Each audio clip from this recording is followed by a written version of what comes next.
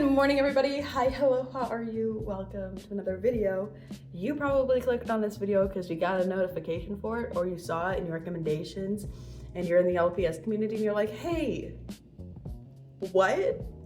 And you might write some really mean comment, but if you're writing really mean comments currently as we speak, maybe watch the full video and then write a hate comment, okay?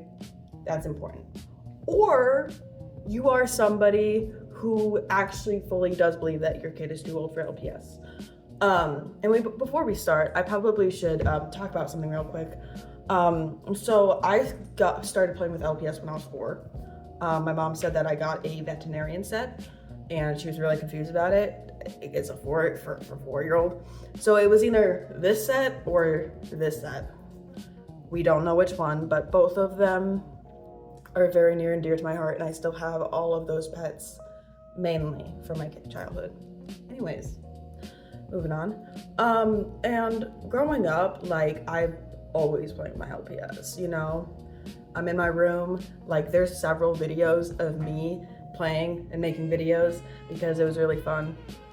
And I would have like LPS cakes and like LPS decoration, LPS merchandise. Like, I had the whole shebang, okay, as a kid.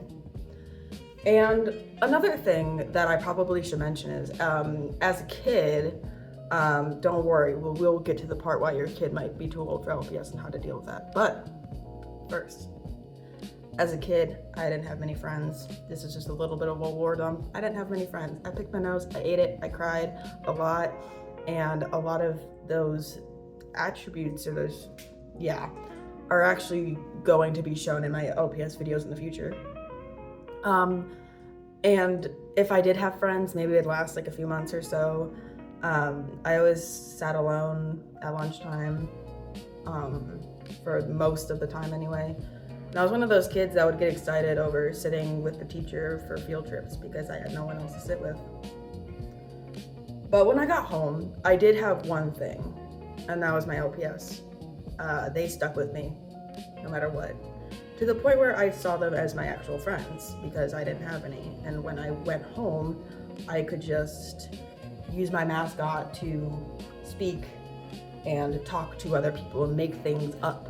Like, for example, Katy Perry was a character in my LPS world. Not Kitty Perry, okay? I don't want anyone to hear, no, Katy Perry. She was a character in my LPS world. And it was just like a way for me to like express myself and just kind of like, you know, talk to myself and be like, you know.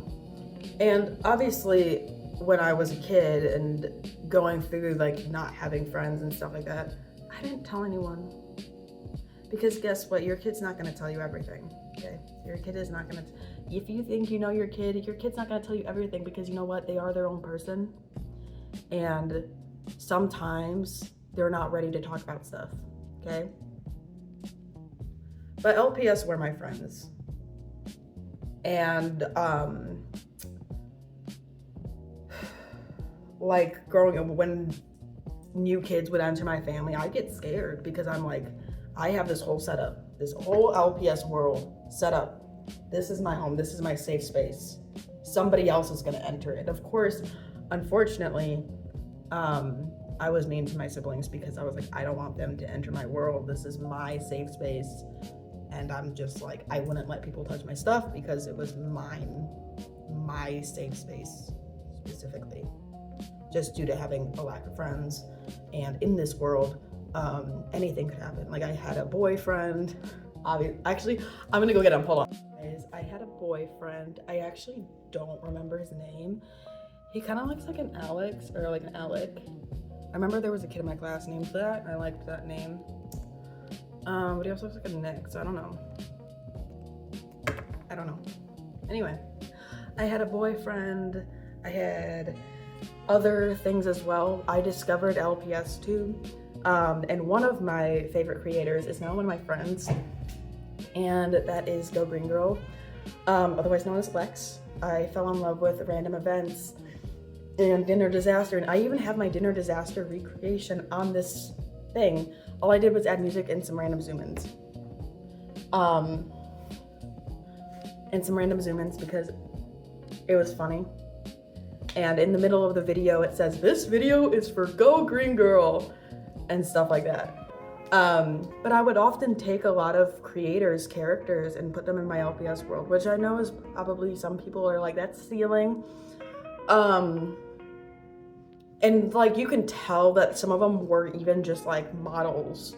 Like, I have a video of an LPS ostrich, and while it looks like a regular LPS ostrich and stuff, it's actually like I'm doing a voice inspired by Santa, which is Lex's character. His name was, he was Santa, and he would like slap people. He'd be like, "I'm gonna super duper slap you," and that was like a whole thing. And I remember I'd watch videos like LPS Popular and Red Lights, which, speaking of which, those are definitely not videos your kids should be watching, I'm not gonna lie. Even though Red Lights was made by somebody who was 12, okay? Yes, she was 12 when she made it, but still not kid friendly. Anyway.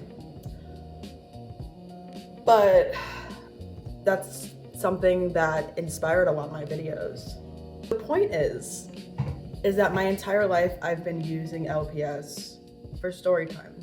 And I remember at some point I got demotivated to do it because a lot of people, sometimes family members would be like, "Hey guys, it's a Furby 101 LPS," because that was my original YouTube channel, which is still up. And I have several videos of me with that intro just saved because that's the name I liked. Or, you know, people would make fun of me as well for liking it. And after I had stopped creating stories, I just fell into a really big depression. And I was like, yeah, I still like LPS, but I wasn't creating anything with it. I wasn't making videos or anything like that. And I wasn't writing anything. And it just kind of was one of the reasons why I lost myself. There were several other reasons I lost myself, like bullying and manipulation from friends and abuse from friends as well. Like thing happening in the background, that's just how life is. I don't know what to tell you. Anyways, yeah, so I stopped creating for like a few years, and I also like got rid of my LPS photography account, and just because of like other stuff that's happening in my life, like abuse, friendship breakups, the pandemic, and just like a lot of other things, I just kind of shut down. And I ended up being in a depression episode for like 4 years, and I had no idea. I'm still trying to figure out when it exactly started, because it was definitely before the pandemic. But anyways, several people would tell me, like even before that, that I was too old for LPS. I should just throw them away. I should donate them, you know what I mean? And a lot of people even told me like that my childhood LPS, because they're all chewed up because I was that weird kid that ate LPS, that I should throw them away. And I actually haven't, because they're important to me. They're my childhood. There's something, they mean something to me.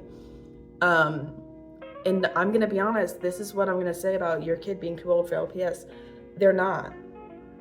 They're not. I'm sorry if I just wasted your time. They're not, because LPS might be something completely different to them than it is to you. To you, it's a toy. To you, it's something meaningless.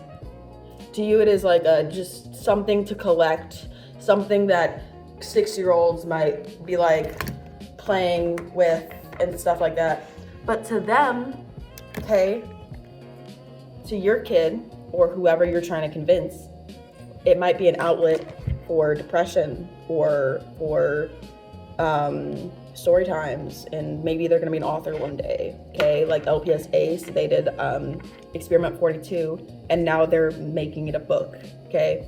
This could be a coping mechanism. Sometimes people would recreate traumatic events and turn it into LPS form just because it kind of healed them a little bit, which is, I think, a little bit better than other ways that people might go for coping mechanisms, I feel.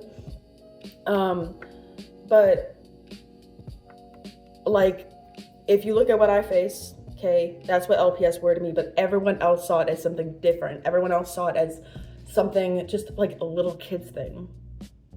But I use it to express myself, and I use it for sometimes, like I said, like going through personal issues. Like there's a lot of personal issues that I'm gonna cover on this channel, like OCD,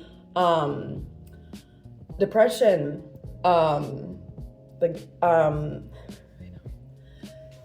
and again, like, and again, I'm going to be covering so many topics on here that I went through with my LPS, because it's going to heal me, but then it's also going to heal other people, because other people, sometimes they don't get the courage, or they don't even realize things that are happening. Like I made a video about Halloween and scary movies and how they can trigger intrusive thoughts, because I'm somebody with OCD, and I was recently, well, no, I was diagnosed maybe like 2 or 3 years ago. And I also talk about like mental hospitals, because I've been to one. I talk about medical conditions, etc. It's just, this is just a way to express myself and write those stories.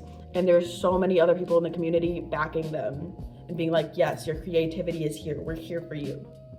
So I know you see this as a toy and meaningless. It's plastic. It's something that little kids play with.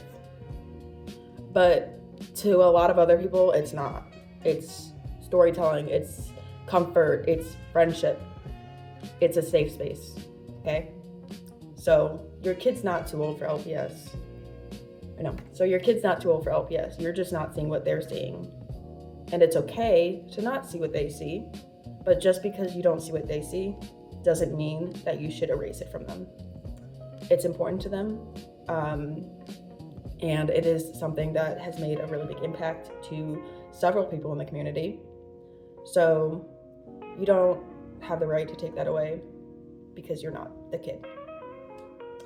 So I hope you enjoyed this little TED Talk, okay? And I hope that if you wrote a hate comment, that you see what I've been saying now, and enjoy. If you are a parent, and if I made an impact, you should make a comment down below. Thank you. Anyways, bye guys.